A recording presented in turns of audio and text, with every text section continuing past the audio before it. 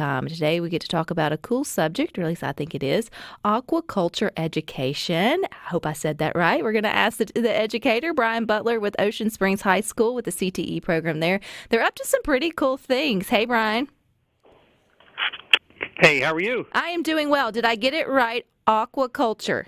Yes, ma'am. Aquaculture education. It's a new word. It's a new term I learned today. And, well, I guess getting to know your program just a little bit better. And I think it is super cool. So how do you sort of explain that to people when they ask, what do you teach at Ocean Springs? We basically do a regular agriculture type class, but we take the corn or the soybeans or whatever crop you may be growing, and we replace those with fish. So we are farmers. We do raise species and other things to be sold or to be used as a restoration type project, as we do for a lot of the animals that we raise. But we are basically just fish farmers.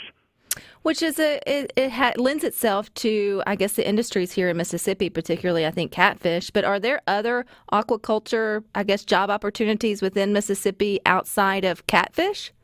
Yes, ma'am. We've started to work towards the restoration type aspect of it, as well as one of our largest pushers now is the oyster industry.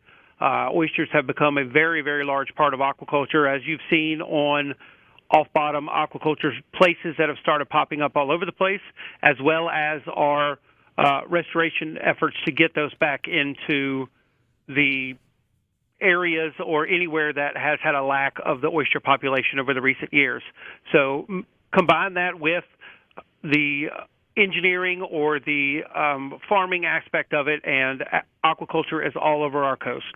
All of our coast and all over the state of Mississippi, not only for pond restoration or pond whenever you go to put fish back in there or anywhere that could be involved with any of that. And this program is a partnership or collaboration with USM. So how does that work? So the USM gives us many of our fish that we use, and they're there for that outside source of information for my students. They also are very, very helpful with our internships that we do. My program consists of year one, which is a freshwater. We deal with koi, catfish, and the striped bass. So my students that come in as year one students will begin raising those fish, start to learn about the husbandry of the fish, and then we will add in the concepts of their aquaponics systems. Aquaponics is basically using the wastewater from those fish to grow their vegetables and anything else that they may want to incorporate with that. So what they'll do is use those plants as a means of extra filtration along with the systems. So each one of my classes, give or take, is 26 to 28 students, and they will break off into 3 or 4 students per group. One of the best things and one of their favorite things is at the beginning of the year they get to pick new group names. I get really exciting ones. I'm looking around at them now. Fantastic Four, Lady Gargar. They come up with all sorts of different names of that group, and those students will be responsible for those fish for the entire duration of their year. So usually in August or mid-September, we'll get our fish, and then those students will work on those fish all the way to the end of the year. At that time, we will tag and release them. In year two, they'll switch over to saltwater, and so saltwater would be more of a speckled trout, red drum, oyster-type scenario with them. They'll do the same thing without the plants. We usually use the oysters as that substitution.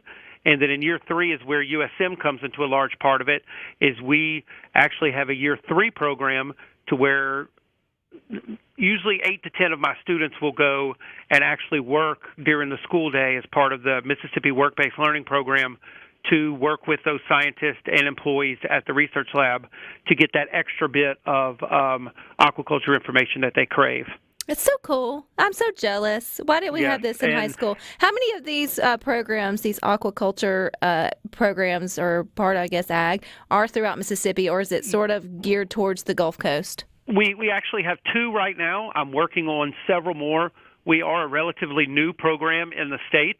I was approached in 2015 by the Department of Education about bringing back a aquaculture program to Mississippi.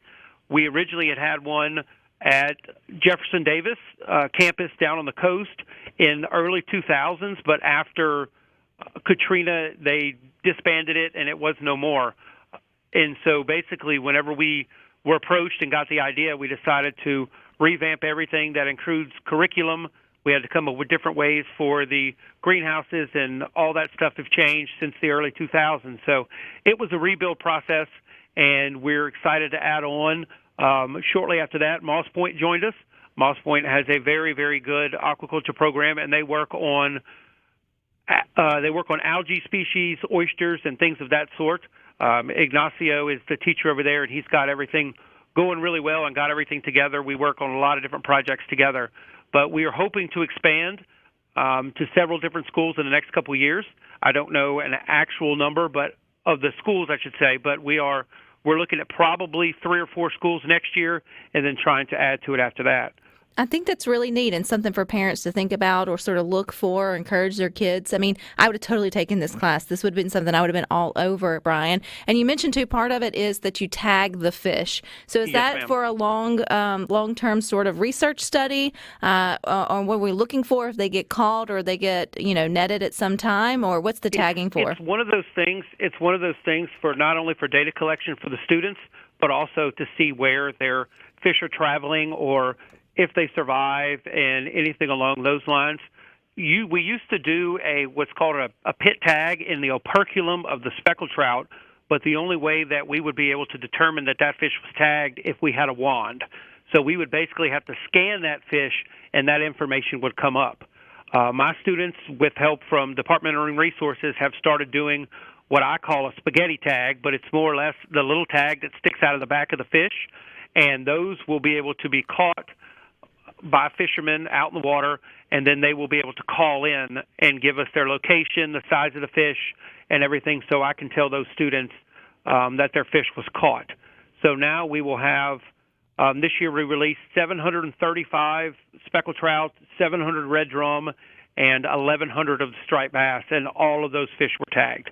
That's really cool. So those fish will be, let's say I have a group in my year ones right now that they're called the city kois. And so the city kois have raised their fish. They actually had 127 striped bass that they were able to release back into the water.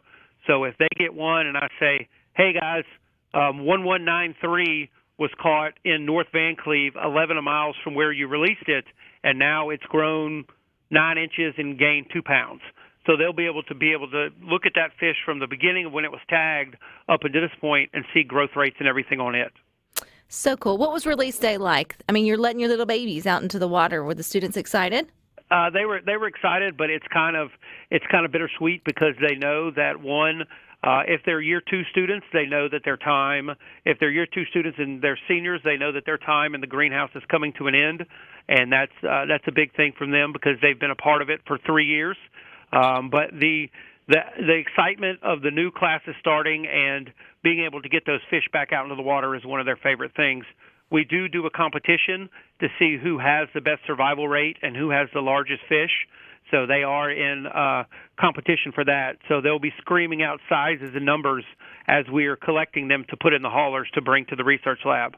So they'll say, well, mine was this, and somebody will say, well, mine was this, and so they are very competitive about the number of fish that they have at the end and how large those fish are. Bryan, is this an elective? Yes, ma'am. It's part of the CTE program, the Career Technical Education.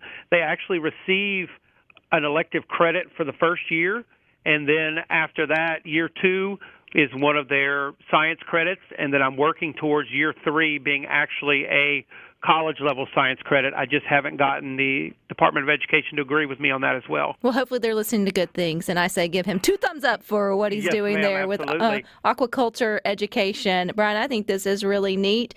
I think it's something that more kids could be interested about, even if it's just a gateway into what the different types of farming industries are here in Mississippi. Even if they don't go into it, it gives you appreciation for nature as well, which I think is really cool. Yes, Thank you for your time. Absolutely. If you need anything else from me, you know where to find me. All righty. You guys stick with us. We got more good things for you coming up next.